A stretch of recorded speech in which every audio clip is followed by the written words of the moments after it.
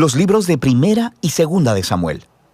En nuestras Biblias modernas, estos son dos libros separados, pero esa división es simplemente por la longitud del rollo. Originalmente fue escrito como una sola historia coherente. En este video hablaremos solo sobre Primera de Samuel. Después de que Israel fue rescatado de la esclavitud en Egipto, ellos hicieron un pacto con Dios en el monte Sinaí y eventualmente llegaron a la tierra prometida. Y ahí se suponía que Israel fuera fiel a Dios y obedeciera los mandamientos del pacto. Antes del libro de Samuel, el libro de Jueces mostró cómo Israel falló completamente en cumplir esa tarea. Fue un tiempo de caos moral y mostró la necesidad que tenía Israel de líderes sabios y fieles. El libro de Samuel provee una respuesta a esa necesidad. La historia del libro de Samuel se enfoca en tres personajes principales. El profeta, Samuel, de donde el libro toma su nombre. Luego tenemos al rey Saúl y después de él, al rey David. Los tres hicieron que Israel pasara de ser un grupo de tribus gobernado por jueces a un reino unificado gobernado por el rey David en Jerusalén. Y el libro de Samuel tiene un diseño fascinante que entreteje la historia de estos tres personajes en 4 partes principales. Samuel es el líder clave y el profeta en la primera sección del libro, pero también juega un rol importante en la siguiente sección, que es la historia de Saúl, la cual se nos cuenta en 2 movimientos: la llegada de Saúl al poder y luego sus fracasos. Y la segunda parte trata sobre su caída y su trágica muerte. Y luego del drama de la partida de Saúl, se encuentra con la emocionante llegada al poder de David. Y luego, la historia de David se nos cuenta en 2 movimientos.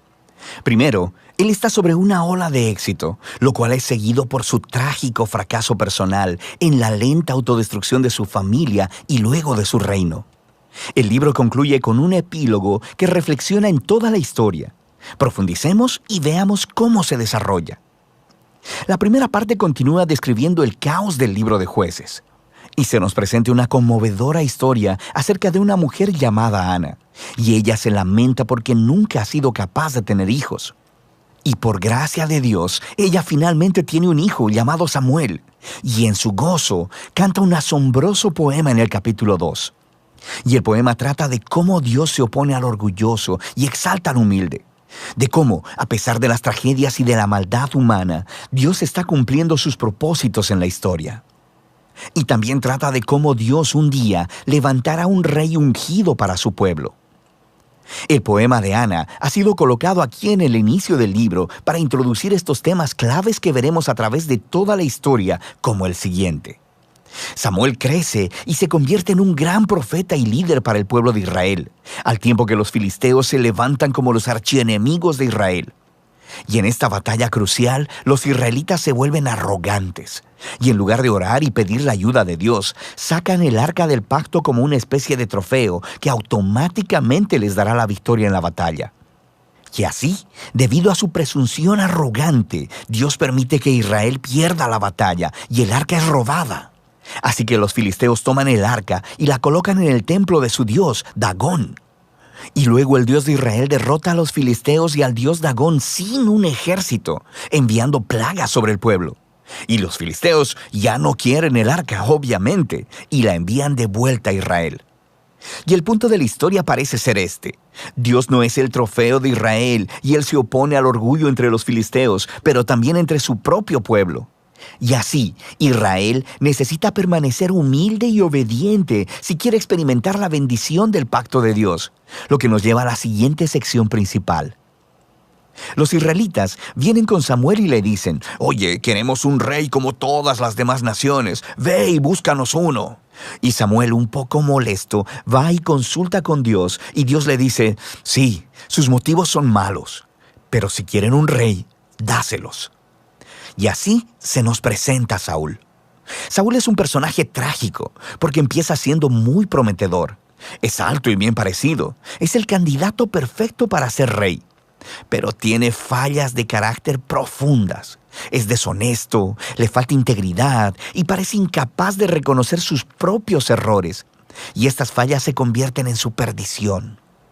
Él gana algunas batallas al principio, pero sus fallas son tan profundas que eventualmente se descalifica a sí mismo por desobedecer descaradamente los mandamientos de Dios. Así que el anciano Samuel confronta a Saúl y a Israel. Él le había advertido al pueblo de que solo serían beneficiados por un rey que fuera humilde y fiel a Dios. De otro modo, los reyes de Israel traerían la ruina. Así que le informa a Saúl que Dios levantará un nuevo rey para reemplazarlo. Y así comienza la caída de Saúl. Al mismo tiempo, Dios está trabajando detrás de escena para levantar a ese nuevo rey. Es un insignificante pastor joven llamado David. Es el candidato menos probable para ser rey. Pero la famosa historia de David y Goliat muestra que Dios no eligió a David por la posición de su familia, sino simplemente por su confianza radical y humilde en el Dios de Israel.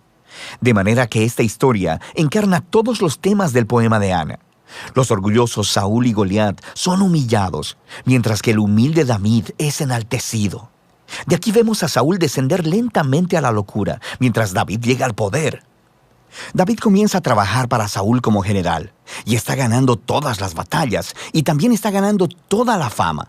Y Saúl se pone celoso y empieza a perseguir a David, hostigándolo y tratando de asesinarlo.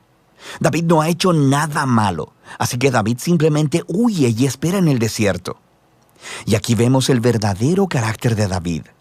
Él tiene muchas oportunidades de matar a Saúl, pero no lo hace.